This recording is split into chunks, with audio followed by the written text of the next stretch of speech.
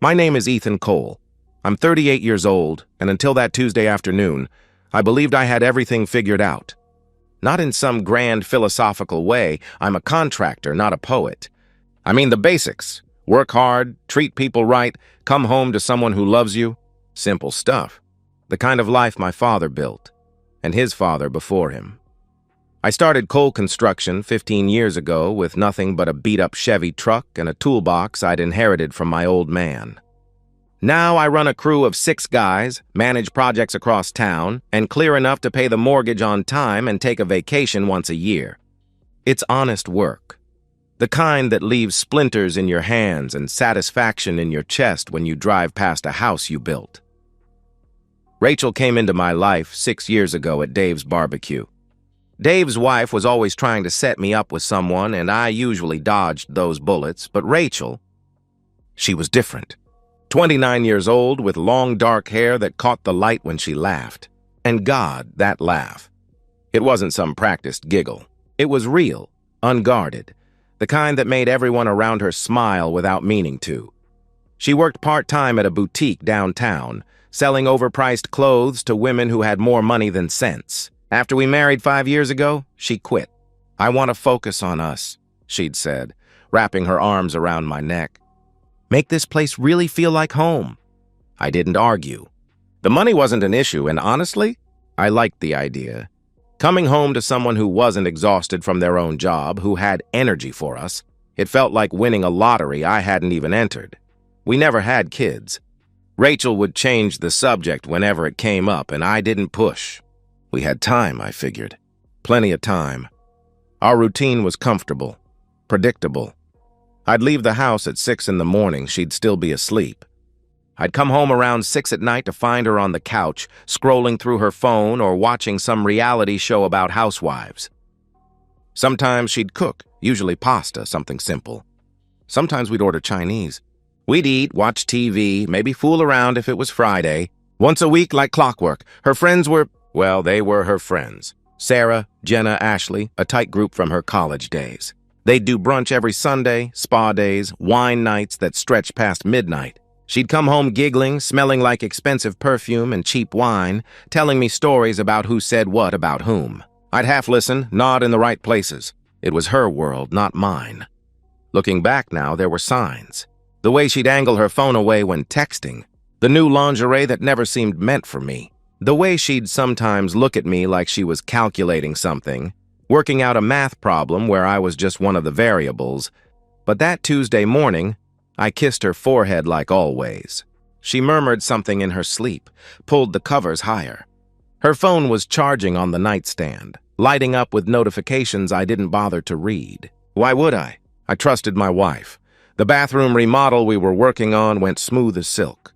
The clients were out of town, gave us the run of the place. My crew knocked it out by 3 instead of 6, a minor miracle in the contracting world. I texted Rachel, "Home early today. Want to go to that Italian place you like?" No response. She was probably out with the girls, phone buried in her purse. I stopped by Home Depot, grabbed supplies for our own bathroom. The faucet had been dripping for weeks. Drove home feeling lighter than I had in months. Maybe it was the early finish, maybe the perfect weather, but something felt like possibility. I walked through our front door at 3:27 p.m. I remember the exact time because I was thinking about making our dinner reservation. "Rachel?" I called out, setting my keys on the entry table. No answer, but I heard movement in the living room. I found her there, curled on the couch with a glass of red wine. Tuesday afternoon wine. That should have been my first warning. She looked up at me with this expression I couldn't quite read, like someone holding a secret they're dying to tell but afraid to speak. "Hey," she said, setting down her phone, face down on the coffee table. "You're home early." "Yeah, finished the Morrison job ahead of schedule," I replied, moving toward her, but something in her posture stopped me. "Everything okay?" She took a long sip of wine, then set the glass down with deliberate care. "We need to talk. 4 words. Every man knows those 4 words mean nothing good is coming, but I couldn't have imagined how bad it would be." I sat down across from her, still in my work clothes. Sawdust probably still in my hair. She looked at me then, really looked at me, and I saw something in her eyes I'd never seen before. Distance, calculation, like I was a problem she needed to solve. "Ethan," she said, her voice steady as a surgeon's hand, "I think we should open our marriage." The words hung in the air between us like smoke from a fire I couldn't see. "Open our marriage," I repeated, the phrase feeling foreign in my mouth. "What does that mean exactly?" Rachel tucked her legs under herself, wine glass back in hand, a prop for casual conversation. "As if we were discussing vacation plans or what color to paint the kitchen." "It means we stay married," she said, her voice picking up confidence. "But we're free to explore connections with other people. Physical connections. It's actually very common now. Progressive couples do it all the time. Progressive. Like our marriage was some social experiment." "You want to sleep with other men," I stated flatly, not phrasing it as a question. "It's not about wanting anyone specific," she said quickly. "Too quickly?" "It's about growth, about not letting our relationship stagnate. Sarah and Thomas have been doing it for 2 years, and they've never been happier." Sarah and Thomas. Of course. Sarah with her yoga instructor body and her life coach certification. Thomas with his tech job and his Tesla and his obvious depression that everyone pretended not to notice. "So this is what you talk about at your wine nights?" I asked, my voice deadly calm. "Planning to sleep with other people?" "Don't be crude!" she snapped, then caught herself, softened her tone. "Baby, this could be good for us. You could see other women too. It's only fair." Fair? Like she was offering me a consolation prize. "I don't want other women. I want my wife," I said firmly. She rolled her eyes. Actually rolled her eyes, and that tiny gesture shattered something inside me that I didn't know could break. "Don't be so dramatic," she said dismissively. "It's just intimacy. It doesn't mean anything." "If it doesn't mean anything, then why do you need it?" I challenged. She opened her mouth, closed it. For the first time since I'd walked in, she looked uncertain. "Because," she started, then stopped. Tried again. "Because I'm 35 years old, and I feel like I'm disappearing. Like I'm becoming invisible. Do you understand that? You're not invisible to me," I said softly. "That's not enough." The words exploded out of her, wine sloshing dangerously in her glass. "God, Ethan, when did you become so boring? When did we become so boring? We do the same things, eat at the same restaurants, have the same intimacy in the same positions on the same night every week. So talk to me about it," I interrupted, standing up, my hands shaking. "Tell me what you need, but this isn't a solution. This is destruction." "Other couples make it work," she started. "We're not other couples," I shouted, something I rarely did. "We're us. And if you're unhappy, we fix it together. We don't invite strangers into our bed to solve our problems." She stood too, wine glass abandoned, facing me with a defiance I'd never seen. "Maybe that's the problem. Maybe we can't fix it together. Maybe we need something else, something more." "Someone else, you mean? Who is he?" I demanded. "What?" she said, looking startled.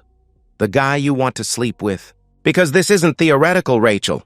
You don't wake up one Tuesday and decide you want an open marriage. So who is he?" Her face flushed. "There's no one. Don't lie to me, not now. Not after this," I warned. She was crying suddenly, tears streaming down her face. "It was just a test, okay? The girls dared me to see how you'd react. It's not real. I don't want anyone else. A test, a prank." The words hit me like ice water. "You thought this would be funny?" My voice dropped so quiet she leaned forward to hear me. "You thought you could say this to me, watch me break apart, and then laugh about it with your friends?" "I didn't think you'd react like this," she protested weakly. "Get out," I said. "What?" she gasped. "Get out of my house." "Ethan, please, I'm sorry. I didn't mean," she begged. "Get out!" I roared. She flinched like I'd slapped her. More tears, her makeup running in black streams. "You can't just kick me out. This is my home too." "Not anymore," I said, pulling out my phone, already texting. "I'm calling your parents. They can come get you, or I can drop you off. Your choice. You're serious?" she asked in disbelief. "You're actually throwing me out over a stupid joke?" "It wasn't a joke," I said coldly. "Even if you're backtracking now, even if you're scared, you meant it when you said it." I saw it in your eyes. "You've been thinking about this." She grabbed my arm, nails digging in. "Please, baby, please. I love you." Only you. I swear to God, I pulled away. Don't. I went upstairs, grabbed the suitcase from the closet, started throwing her clothes in, the expensive jeans, the lingerie I'd never seen her wear, the sweaters that cost more than my guys made in a day. She followed me, alternating between begging and accusing, between tears and rage. "You're overreacting," she screamed. "You'll regret this," she threatened. "I'll change," she promised. "You never loved me anyway," she accused. Each statement more desperate than the last, throwing everything at the wall to see what might stick. 20 minutes later, her suitcase was in my truck bed. She sat in the passenger seat, silent now, staring straight ahead. The 15-minute drive to her parents' house felt like hours. When I pulled into their driveway, she turned to me one last time. "This is really it. You're really doing this?" she asked quietly. "You did this," I corrected. "I'm just finishing it." I left her standing in her parents' driveway, suitcase at her feet, watching me drive away. My phone started buzzing before I made it home. Texts from her. From her mom. From numbers I didn't recognize, probably the toxic friend group. I turned it off and drove in silence, my wedding ring feeling suddenly heavy on my finger. At home, the wine glass still sat on the coffee table, lipstick marks on the rim. I picked it up, walked to the sink, and watched the red liquid spiral down the drain. Then I sat in my empty house and tried to understand how a random Tuesday had become the day my marriage died. The assault started at dawn. My phone, charging on the nightstand, lit up like a Christmas tree at 5:47 a.m. Text after text. A digital barrage that pulled me from the first decent sleep I'd had in 48 hours. Rachel. "I'm so sorry. Please, can we talk?" Rachel. "I didn't mean any of it." Rachel. "Ethan, please." "I love you." Rachel. "This is crazy. You can't throw away 5 years." Rachel. "Please answer me." 43 texts by the time I got to the kitchen. I deleted them all, blocked her number, made coffee. The house felt different, emptier but somehow cleaner. Like opening windows after someone's been smoking inside. Then her mother called. Linda had always been polite to me. In that way, mothers are when they think their daughters could do better. I answered on speaker while I fried eggs. "Ethan, honey," she began, her voice dripping concern like syrup. Rachel told me what happened. "She's absolutely devastated." "Good morning, Linda," I responded neutrally. "She made a mistake, sweetheart. A silly mistake. But surely you can see past that. Marriage is about forgiveness," she pressed. I flipped the eggs, watching the whites set. "She asked me to let her sleep with other men, Linda. That's not a mistake. That's a revelation. She said it was a prank." "Those awful friends of hers," Linda tried. "She's 35 years old," I interrupted. "If her friends can talk her into destroying her marriage as a prank, we have bigger problems." Silence. Then her voice hardened. "You took vows, Ethan. For better or worse." "She broke them first when she decided our marriage wasn't enough," I replied, and hung up. Tom called next, while I was driving to the Simpson renovation. His message was shorter, more direct. "You're being stubborn. Rachel's a good woman. Don't let pride cost you your marriage." Pride. Like this was about my ego, and not about my wife wanting to spread her legs for strangers. By noon, I'd had enough. I called Thomas Green, a divorce attorney Dave had used. Made an appointment for that afternoon. Sitting in his office, all leather and dark wood, the kind of place that charged by the minute, I felt like I was watching myself from outside my body. "Tell me everything," Thomas said, leaning back in his chair. So I did. The proposal. The friends. The prank excuse. He took notes without comment, occasionally nodding. "Here's the situation," he said when I finished. "You've got advantages. No kids, that's huge. House is in your name only. She hasn't worked in 4 years, but she's young, healthy, employable. A judge won't give her permanent alimony for a 5-year marriage where she's the one who blew it up. She'll say it was a joke," I pointed out. "Doesn't matter," he assured me. "You don't need grounds in this state. Irreconcilable differences covers everything." He pulled out papers, started filling them out. "My advice? No contact. Not a text, not a call, nothing. Let me handle all communication. She shows up at your house? Don't answer. She comes to your work? Tell her to leave or you'll call the police. She will come to my work, I predicted. They always do, he said with a grim smile. The key is documentation. Save every text before you block her. Record any encounters. Build a pattern of harassment if she won't leave you alone. I signed where he pointed, wrote a check for the retainer. Walking out, I felt both lighter and heavier, like I'd traded one burden for another. Rachel didn't disappoint. She showed up at the Simpson site the next day. I was on a ladder installing crown molding when I heard her voice. That familiar pitch, but desperate now, cracking at the edges. "Ethan! Ethan, please!" she called out. My crew stopped working. 6 guys, all trying not to stare, all failing. I climbed down slowly, deliberately, pulling off my work gloves. She looked terrible. Hair unwashed, no makeup, wearing sweatpants and one of my old college shirts. The contrast to her usual put-together self was shocking. "You need to leave," I said loud enough for everyone to hear. 5 minutes. "Just give me 5 minutes," she pleaded. "No," I said firmly. "I'll do anything," she cried, tears already flowing. "Therapy, counseling, whatever you want." "Just please, Rachel." I kept my voice steady, professional. "You're disrupting my work site. If you don't leave, I'll have to call the police." She stared at me like I'd become a stranger. Maybe I had. "You won't even look at me," she whispered. "There's nothing to see," I replied coldly. Miguel stepped forward. 6'3", tattooed, gentle as a lamb, but looked like a bouncer. "Ma'am, you should go," he said quietly but firmly. She backed away, stumbling, still crying. "This isn't over, Ethan. You can't just throw me away." But I could. And I did. The flowers came next. Expensive arrangements delivered to the house. I gave them to Mrs. Jordan next door. Then came the letter, handwritten, slipped under my windshield wiper. "Ethan, I know you hate me right now. I know I destroyed everything. But please remember who we were. Remember the good times. Remember that I love you, even if I'm terrible at showing it. I'll wait, as long as it takes." Or I burned it in the backyard fire pit along with our wedding photos. Her friends started their campaign next. Sarah called from 3 different numbers before I caught on. "You're being controlling and abusive," she said when I finally answered. Rachel just wanted to explore modern relationship dynamics.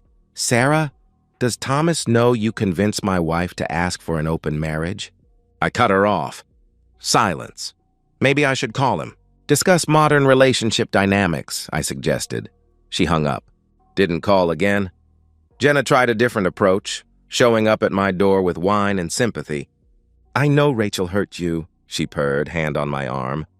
"But maybe you need some comfort, too?" I laughed, actually laughed, and closed the door in her face. By the end of the week, I'd changed the locks, installed security cameras, and had Thomas send the divorce papers for serving. Rachel had moved from desperation to anger. Her texts to my work phone increasingly hostile. "You'll regret this. I'll take everything. You were never enough for me anyway." Each message was screenshot, documented, filed. Thomas was building quite a case for harassment. The papers would be served Monday. Part of me wondered if she knew what was coming. If she could feel the machinery of divorce grinding toward her, inexorable as gravity. The other part of me didn't care what she felt anymore. Thomas called me Monday morning while I was reviewing invoices. "Process server will be at her parents' house at 2 p.m. "You sure you don't want to be there?" he asked. "I'm sure," I replied. "I had a business to run, and watching Rachel get served wouldn't change anything." "She's going to come at you hard after this," he warned. "They always do when reality hits." "Let her come," I said. At 2:15, my phone exploded. 27 calls in 5 minutes. Rachel, Linda, Tom, numbers I didn't recognize. I set it to silent and kept working on the Butler kitchen estimate. At 3:45, she arrived at the job site. I heard the screech of tires first, then the slam of a car door that made everyone look up. She stormed across the yard, divorce papers clutched in her fist like a weapon. "Ethan!" she screamed. My guys exchanged glances. Miguel started moving closer, protective. I held up a hand to stop him and climbed down from the scaffolding. She looked wild, hair tangled, eyes red and swollen, wearing the same sweats from days ago. The papers were crumpled where she'd been gripping them. "What the hell is this?" she demanded, waving the papers at me. "You know what it is," I said calmly. "You're actually divorcing me?" "Over a damn joke!" she shrieked. The entire crew was watching now. The Butler's neighbors were probably watching from their windows. Good. Let them all see.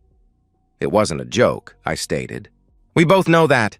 I told you I was sorry, she protested. Sorry doesn't fix this, Rachel, I said firmly. She stepped closer, lowering her voice to a hiss. You're destroying my life over nothing. I never cheated on you. I never even... You asked too. I cut her off. That's enough. Her face crumpled, the rage collapsing into desperation. Ethan, please. I'm begging you.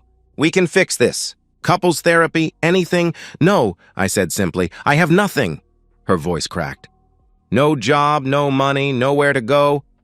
You should have thought about that before, I replied without sympathy.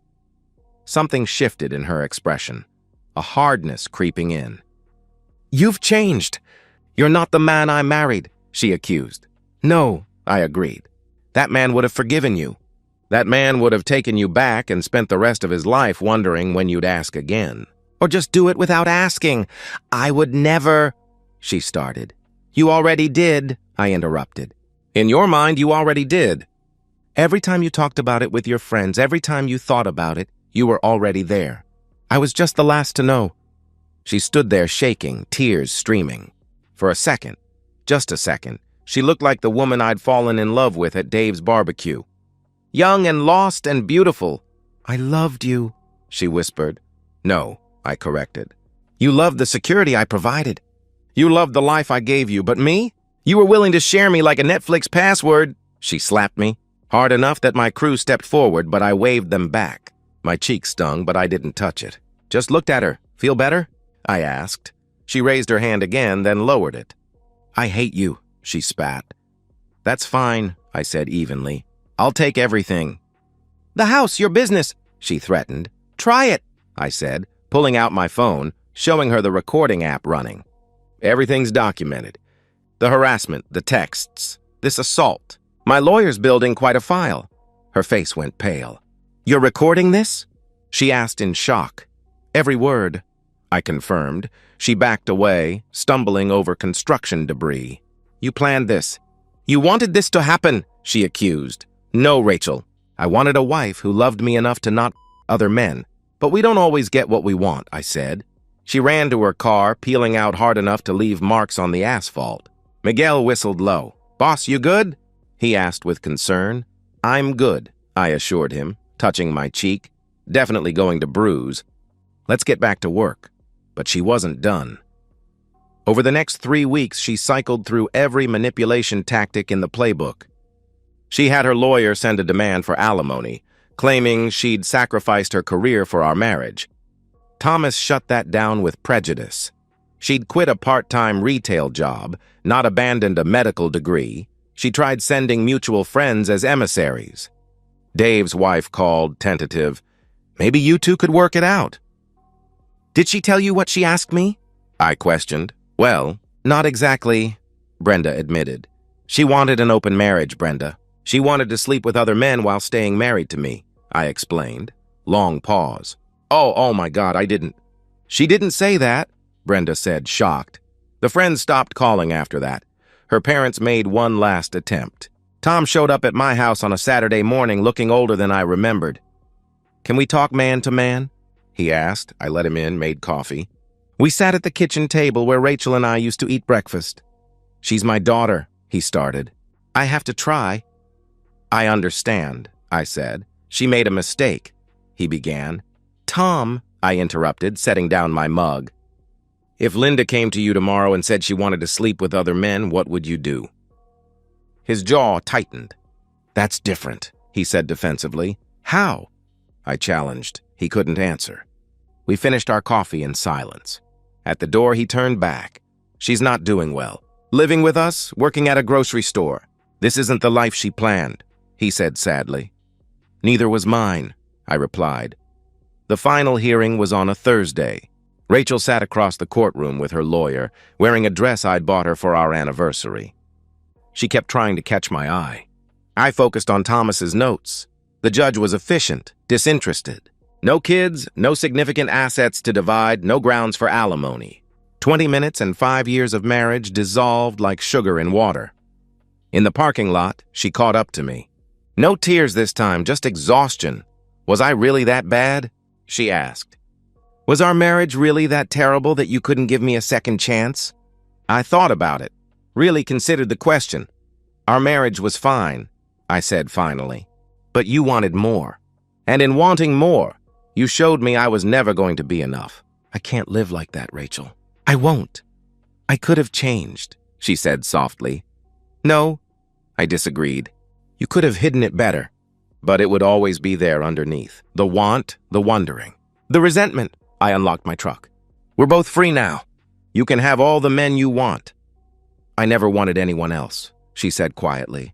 I just wanted to want them. Does that make sense? No, I said honestly. I wanted to feel desired again, new, exciting, she tried to explain, and I wanted a faithful wife. Guess we both lost, I said, getting in my truck. I drove away, watching her shrink in the rearview mirror until she was just another stranger in a parking lot. The silence was the strangest part. After weeks of texts, calls, confrontations, and chaos, my house became quiet as a morgue. I'd wake up at 5:30, make coffee, check my phone. Nothing. No missed calls, no desperate voicemails, no threats or promises or manipulation, just silence. I threw myself into work with the focus of a man trying to outrun his thoughts. Took every job that came my way. Kitchens, bathrooms, additions, even small repairs I usually passed to newer contractors. 12-hour days became 14. Weekends disappeared. You trying to kill yourself? Miguel asked one evening as we loaded tools. Just staying busy, I replied. Boss, we're booked through next year. You can ease up, he pointed out. But easing up meant thinking, and thinking meant remembering, and remembering meant acknowledging the Rachel-shaped hole in my life. Not that I missed her, I missed the idea of her. The wife I thought I had. The future I'd planned. Word traveled fast in our small town. Contractors talk, wives gossip, and soon everyone knew. Ethan Cole's wife asked for an open marriage, and he divorced her. The reactions were interesting. Some guys clapped me on the back, bought me beers, shared their own war stories. My ex wanted to find herself too, Brad from Henderson Electric told me. Found herself with my brother. Women were more divided. The older ones, married 20-plus years, understood. You did right, Mrs. Jordan said, accepting another bouquet from Rachel's apology flowers. A marriage without trust is just a pretty prison. But younger women, Rachel's generation, sometimes looked at me like I was the villain. People make mistakes, a barista said pointedly, seeing my wedding ring tan line. Forgiveness is important. So is loyalty, I replied, leaving no tip. Through the grapevine, I heard about Rachel. Living with her parents at 35. Working at Save Mart, stocking shelves third shift. Her Instagram, once full of mimosa brunches and inspirational quotes, had gone dark. Sarah and Jenna, her ride-or-die friends who'd encouraged the open marriage idea, disappeared like smoke. Apparently, being friends with a cautionary tale wasn't good for their image. Saw your ex at the store, Dave mentioned one day, helping me frame a garage. She looks rough, man. Not my problem, I said. You feel bad at all? He asked. I considered it, hammering a nail home. I feel bad it happened. I don't feel bad about my response. 3 months post-divorce, I met Claire. It wasn't romantic or dramatic. Her dog got loose at the park, ran straight into my job site. This golden retriever, muddy paws and pure joy, jumping on my guys. Claire came running after, apologizing profusely, trying to grab the collar. I'm so sorry! Max, get down, Max! She called out frantically. She was pretty in an understated way. Short blonde hair, paint-stained jeans, laugh lines around green eyes. A veterinary technician, I learned later. Divorced herself 2 years out. Let me buy you coffee, she offered. Apology for the chaos. Dogs having fun. No harm done, I said. Still, coffee? She persisted with a smile. We talked for 2 hours. Not about exes or divorce or betrayal. About dogs, hiking trails, whether pineapple belonged on pizza. She said yes. I said absolutely not. It was easy. No games, no tests, no hidden meanings. We started dating slowly. Coffee became lunch. Lunch became dinner. She knew my story. Everyone did, but didn't push for details. We all have history, she said simply. What matters is what we do going forward. She didn't play with her phone during dinner.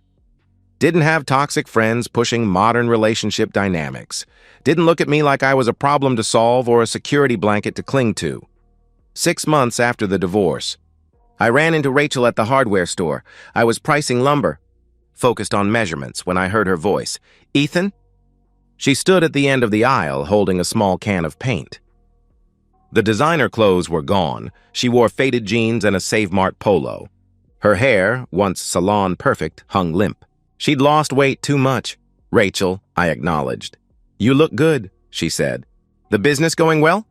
"It's fine," I said shortly. Awkward silence. She shifted the paint can between hands. "I heard you're seeing someone."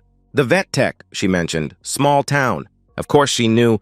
"Yeah," I confirmed. "Is she good to you?" She asked hesitantly. "She's honest." "That's enough," I said. Rachel flinched. I was honest too. "Eventually," she said defensively. "After you got caught in the ask?" "That's not honesty, that's damage control," I countered. "I never cheated on you, Ethan. Never," she insisted. "You wanted to. You were planning to. You just wanted my permission first so you wouldn't feel guilty," I said, turning back to the lumber prices. "Excuse me, I need to—" "I loved you," she said desperately. I stopped but didn't turn around. "I did," she continued. I got lost in the friends, the lifestyle, the idea that I was missing something. I threw away the best thing in my life for a fantasy." "Yes, you did," I agreed. "Do you think—" Her voice cracked. "Do you think you'll ever forgive me?" I turned then, really looked at her. "This broken woman who'd once been my wife, I forgave you months ago, Rachel, for my own peace. But forgiveness doesn't mean reconciliation. It doesn't mean forgetting. It just means I'm not carrying the anger anymore," I explained. "So we could—" she started hopefully. "No, we couldn't. We never can," I said firmly, picking up my lumber estimate. "Take care of yourself."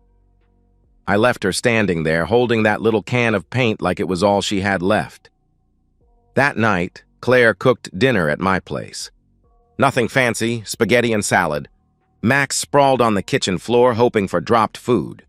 "Good day?" she asked, handing me a beer. "Better now," I said honestly. She smiled, kissed my cheek, went back to stirring the sauce. No drama, no tests, no games, just peace. My phone sat silent on the counter. No texts to delete, no calls to ignore. The war was over, and I'd survived. Rachel was surviving too, in her way. Working retail, living with parents, facing the consequences of her choices. I didn't wish her ill. I didn't wish her well. I nothinged her, which was perhaps the cruelest fate of all. But that wasn't my problem anymore. I had a good woman cooking in my kitchen, a business thriving, and a future that didn't include wondering when the next betrayal would come. Rachel had wanted more. She'd ended up with so much less, and me? I'd lost a wife but found my worth. Fair trade. In the bedroom, Claire's already stolen my side of the bed, pretending to be asleep.